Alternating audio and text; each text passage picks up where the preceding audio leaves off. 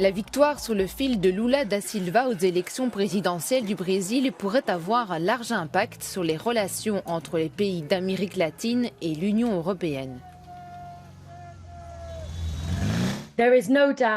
Il n'y a aucun doute que l'élection du syndicaliste de 77 ans à la tête du Brésil donnera une impulsion au niveau politique en ce qui concerne les relations entre l'Union européenne et le Brésil qui avaient été abîmées ces dernières années. En félicitant Lula da Silva, Ursula von der Leyen a mis en avant 3 sujets de collaboration, la sécurité alimentaire, le commerce et le changement climatique. La question la plus importante est probablement la ratification de l'accord de libre-échange entre l'Union européenne et le Mercosur. Finalisé en 2019 entre les Européens et le bloc sud-américain formé de l'Argentine, du Brésil, du Paraguay et de l'Uruguay, il doit encore être signé par les gouvernements européens et être en partie modifié.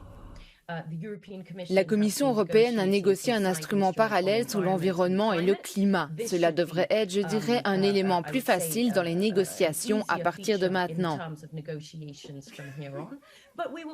Mais le Brésil devrait aussi chercher à ajouter certains outils de son cru, notamment dans le domaine de la propriété intellectuelle et des marchés publics, ou tout sujet ou politique qui pourrait aider à l'industrialisation ou la réindustrialisation du Brésil, qui ont été le moteur de cette campagne.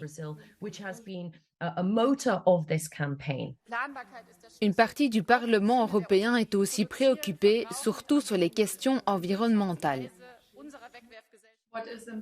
Ce qui est important avant tout est que Lula et son équipe restaurent les lois sur la protection environnementale au Brésil et par-dessus tout renforcent toutes les institutions qui sont essentielles pour la protection des forêts parce que sous Bolsonaro, la politique de gestion des forêts était un désastre.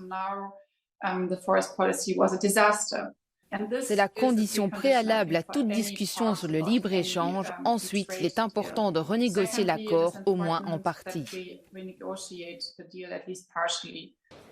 Le plus difficile pourrait être l'alignement du Brésil sur la position européenne au sujet de la guerre en Ukraine. Jusqu'à présent, le pays n'a imposé aucune sanction à Moscou et un changement radical au cours du mandat de Lula semble peu probable.